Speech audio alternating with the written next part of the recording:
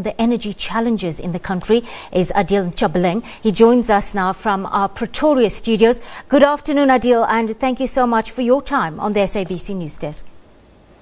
Good afternoon, and thank you so much. Adil, can I just get straight into it?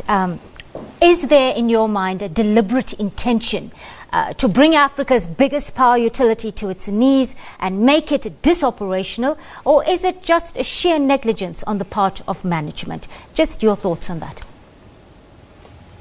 I think the issue of what Eskom is currently experiencing, one is we have always maintained the view that there is a massive sheer negligence on the part of management, because the issues relating to load shedding by now should have been a historical issue. And as a result, what Eskom is actually going through is a symptomatic issue with relation to the current negligence on maintaining power stations and ensuring that there is effective generation of power. Eskom is sitting with 47,000 megawatts.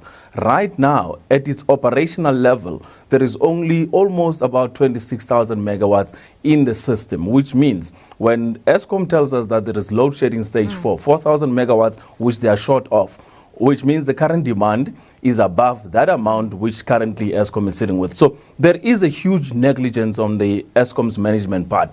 The aspect of really, is there an attempt to undermine or sabotage Eskom? Maybe it could be entertained because, during the week we saw a massive explosion of a power station that happened in South Africa. I mean, if most viewers are aware, there was a huge explosion of a transmission station which actually went down on the distribution level. And we have never seen such in South Africa, where you have a distribution station exploding in stages and ending up into a massive crisis and chaos. So there are problems within the current system we're sitting with, but the aspect of load shedding is purely generation and the way they are balancing their distribution of power at a national level grid. All right, Adil, let's just take a step back for a moment, all right? We want to understand what got Eskom to this point. One gets a sense that this is a very multi-layered, multi-folded problem that comes down to challenges at power stations and also proper maintenance. It's definitely a maintenance issue. It's definitely power stations related. You cannot have 47,000 megawatts energy availability in terms of power, but you are unable to meet a basic, say, 30,000 megawatts, where you are falling short of a huge amount of almost 20,000 megawatts out of your system. That shows that there is a massive problem on maintenance relating to Eskom's power station. So it is an Eskom power stations related challenge. Distribution, that is why they have to load shed, because they have to balance the various areas so that it does not go into a chaotic environment where major transformers as well as the distribution lines are actually affected, and as a result it damages the equipment throughout the distribution and the grid itself. All right, you've mentioned that sheer negligence on the part of management is in large measure due to this. How did Brian Molefe and his team get it right, Adil? Remember, during the phase where there was a massive load shedding, one is the experts within Eskom, the engineers, the professionals within Eskom went in and prioritized the key aspects of power generation. Power generation, you need to have your stations working, you need whatever has been mothballed, you need to bring it back into line. So they went in and actually did a thorough work of ensuring that there is prioritization of funds, there is prioritization of spending in terms of making sure that power stations are back in line, and ensuring that there is even backup power. South Africa should not be falling into a load shedding stage 4 when we already have something like 4,000 megawatts of backup power, which is hydro-based. They call it battery power, whereby they pump water up and then they bring it down through a hydro system when there is a huge demand in terms of peak demand required. And in this case, we should not be experiencing such things when we have backup power. So the experts within Eskom, the engineers, know fully well that massive power stations, in terms of 6 to 7 power stations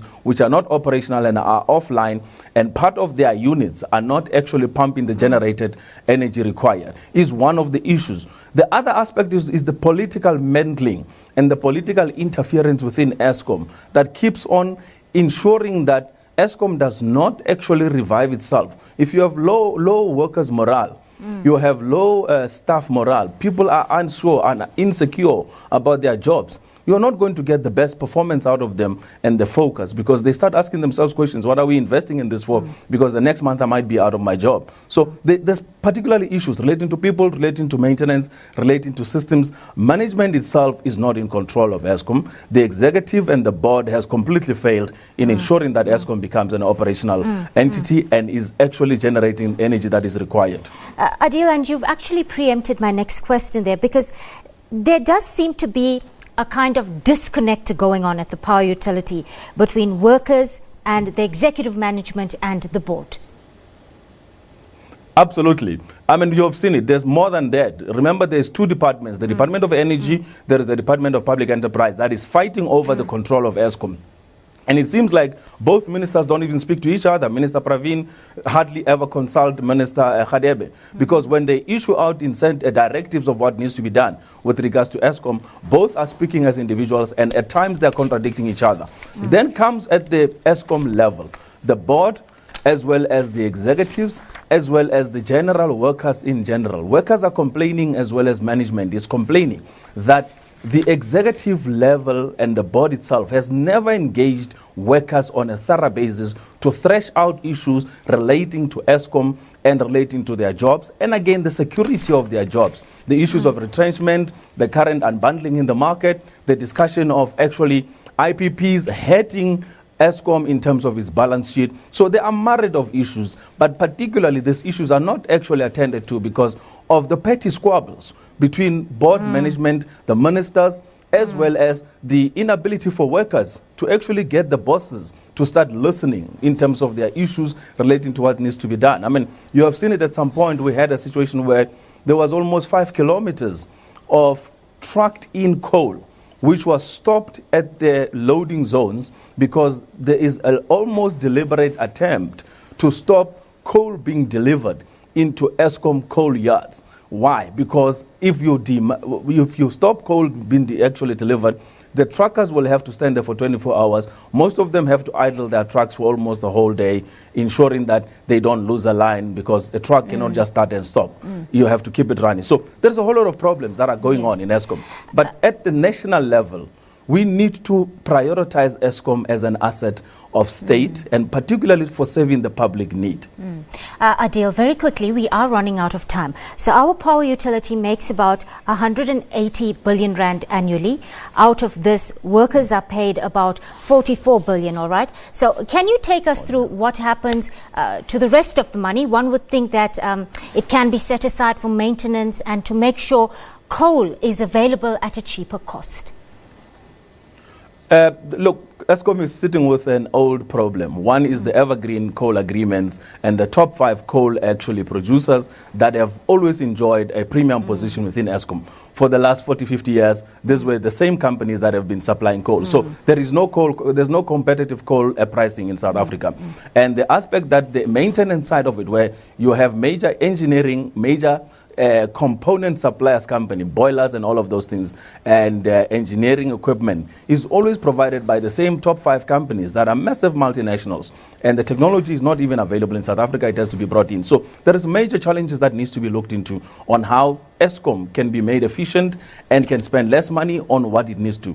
Renegotiations of coal prices is very critical. And bringing in a flexible approach by which you can introduce new suppliers, which is a competition environment where they can supply required coal at a cheaper price, is very critical.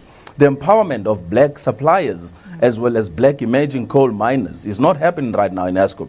You know, you have a situation where they are shut out of the system and they are not given the opportunities required. So within Eskom, there has to be a proper process by going in and ensuring that after these elections, that the prioritization of making sure that Eskom works becomes of a highest national priority and is treated with the most urgent environment. Right now, the solutions that the president has put out, his task teams, his recommendation of the other task teams that are coming on board, the review task teams, that is not going to work. I mean, we've already seen the report, already talks about laying out 16,000 workers. Workers are not going to be happy to be actually released out of Eskom when you already have a load shedding crisis that we're faced with. So most of these problems are systematic and they are self-generated.